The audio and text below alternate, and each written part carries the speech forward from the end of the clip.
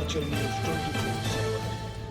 उपचुनाव को लेकर कैबिनेट मंत्री व हमीरपुर उपचुनाव के प्रभारी राजेश धर्माणी ने हमीरपुर में पत्रकार वार्ता के दौरान कहा कि हिमाचल प्रदेश में 3 उपचुनाव होने जा रहे हैं, जिसमें कांग्रेस पार्टी के उम्मीदवार जीत हासिल करेंगे। उन्होंने कहा कि भाजपा ने विधायकों की खरीद फरोख्त कर सरकार को गिराने की कोशिश की, जिसका जवाब जनता ने 6 उपचुनाव में 4 कांग्रेस पार्टी की प्रत्याशियों को जिता कर दिया है। उन्होंने कहा कि देहरा में जब डॉक्टर राजेश को टिकट दिया गया था, उस वक्त भी काफी टिकट के दावेदार थे, लेकिन सभी ने एक मत से डॉक्टर राजेश का समर्थन किया था। उसी तरह अब मुख्यमंत्री की धर्मपत्नी कमलेश ठाकुर को टिकट दिया गया है, तो डॉक्टर राजेश को भी एकजुट होकर कांग्रेस प्रत्याशी का साथ देना चाहिए। हिमाचल प्रदेश में दोबारा जो उपचुनाव हो रहे हैं 3 सीटों पे,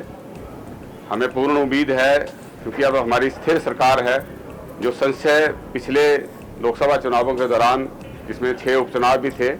भारतीय जनता पार्टी ने लोगों के मन में एक शक पैदा किया था और कुछ लोगों को लगता था कि ये 6 सीटें जो है कांग्रेस हार कर बीजेपी के पक्ष में जाएंगी, लेकिन उसमें से 4 सीटें जीतकर हमने जो है अब पूर्ण बहुमत की सरकार हमारी हिमाचल प्रदेश में है 38 सीटों के साथ। और अब हमें पूर्ण उम्मीद है कि इन तीनों सीटों पर लोग सत्ता पक्ष का विधायक चुनेंगे,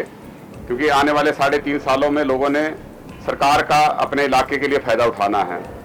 और हमें पूर्ण उम्मीद है कि हमीरपुर की बुद्धिमान जनता, जो सबसे पढ़े लिखे लोग यहाँ रहते हैं इस जिले के अंदर, लिटरेसी रेट हाईएस्ट है,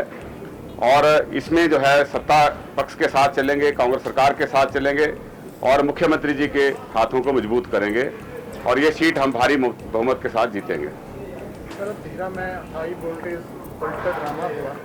किस तरह से देखती है कांग्रेस? देखिए, हर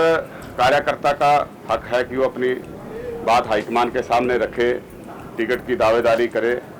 लेकिन अंततः टिकट एक आदमी को मिलता है। आपको याद होगा जब पिछली बार डॉक्टर राजेश को देहरा से टिकट दिया था, तो वहाँ से कई क्लेमेंट थे देहरा के टिकट के, और उसमें हमारे एनएसयूआई के पूर्व में अध्यक्ष रहे थे, वो भी थे नरदेव कंवर जी, जो कई सालों से हमारी पार्टी के साथ, और मुख्यमंत्री जी जब एनएसयूआई के प्रदेश अध्यक्ष थे, वो जिला के अध्यक्ष थे। तो ऐसे कई दावेदार थे जो स्थानीय हमारे नेता थे उनमें भी। लेकिन जब टिकट हाईकमान ने डॉक्टर राजेश को दिया था, तो सब जो है शांत होकर उनके पक्ष में जो था वो काम करने के लिए जुट गए थे, जिस वजह से 18,000 वोट जो थे कांग्रेस को उसमें पड़े। तो यही उम्मीद हर कार्यकर्ता से, हर नेता से की जाती है कि जिसको भी टिकट मिलता है, और ये टिकट जो है मुख्यमंत्री जी की जो धर्मपत्नी को दिया है, ये लोगों की मांग पे दिया था। कांग्रेस का हर कार्यकर्ता चाहता था कि सशक्त उम्मीदवार वहाँ से उतारा जाए, और सबसे सशक्त उम्मीदवार जो जनता जनार्दन की जो आवाज़ निकली, उसमें यही था कि जो कमलेश ठाकुर जी हैं, सबसे मजबूत हैं, वही सीट को निकाल सकती है, इसलिए उनको वहाँ से हाईकमान के निर्देश के मुताबिक जो है फिर चुनाव मैदान में उतारा। सर, हमीरपुर विधानसभा क्षेत्र में किन मुद्दों को लेकर सर आप जनता की मीटिंग कर रहे हैं? देखिए, हमीरपुर का सबसे बड़ा मुद्दा है कि हमीरपुर की जनता ने एक निर्दलीय विधायक को यहाँ से जिता के भेजा था, और निर्दलीय विधायक को जिताने के पीछे लोगों की मंशा ये थी कि सरकार जिस भी पार्टी की बनेगी, ये उस पार्टी के साथ एसोसिएट होके सत्ता पक्ष का जो फायदा है, सरकार का जो फायदा है, वो हमीरपुर के लोगों को दिलाएंगे। लेकिन यहाँ ऐसा नहीं हुआ। महज 6 महीने बाद जो है यहाँ के जो विधायक निर्दलीय चुने गए थे, वो गलत लोगों के हाथ में फंस गए और गलत राजनीति का शिकार होना शुरू हो गए, और अपने आप भी गलत राजनीति करने लग पड़े, जिस वजह से जो है आज ये सीटें खाली हुई हैं। ये भारतीय जनता पार्टी का जो षड्यंत्र था, उसमें एक तो सरकार को गिराने का था, दूसरा ये भारतीय जनता पार्टी का एक ग्रुप था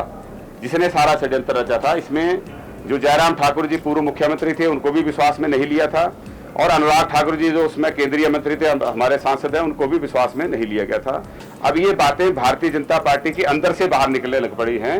और अभी परमार जी ने कहा कि ये ऑपरेशन लोटस नहीं था, ऑपरेशन नड्डा था, और ये काफी हद तक सही है, क्योंकि इसका एक तीर से कई निशाने जो है साधने की कोशिश हुई थी। जहां कांग्रेस सरकार को गिराने का षड्यंत्र था, वहीं पे भारतीय जनता पार्टी के अंदर जो राजनीति थी, उसमें अनुराग ठाकुर को भी कमजोर करने की बात जो थी, साजिश रची गई थी, क्योंकि 6 विधायक जो थे वो हमीरपुर संसदीय क्षेत्र से एक गुट ने जो है उसको मिलाकर उनको भी कमजोर करने का था, और जयराम ठाकुर जी को भी जो है दरकिनार करने की ये साजिश थी। तो एक तीर से कई निशाने साधने के लिए षड्यंत्र रचा था, लेकिन ये षड्यंत्र विफल हो गया और जो षड्यंत्रकारी थे वो बेनकाब धीरे धीरे होना शुरू हो गए। और ये जो 3 निर्दलीय विधायक थे, अगर ये समझदारी से काम लेते तो ये सरकार का भी फायदा उठा सकते थे, और इनको लगता अगर कि अब हमने कांग्रेस के साथ नहीं रहना है तो बीजेपी के भी एसोसिएट मेंबर बनकर विपक्ष के ही विधायक के तौर पे अगर काम करना था तो बीजेपी के साथ एसोसिएट होकर कर सकते थे। चुनाव करने की जरूरत नहीं थी, इनको त्याग पत्र कर देने की जरूरत नहीं थी, ना ही भाजपा में विधिवत तौर पे शामिल होने की जरूरत थी, क्योंकि उससे जो है वो इनके ऊपर कानून के दायरे में वो आते हैं और उनके खिलाफ कार्रवाई होनी थी। लेकिन इन्होंने जो है राजनीतिक तौर पे ये जो है अपनी इमेच्योरिटी दिखाई है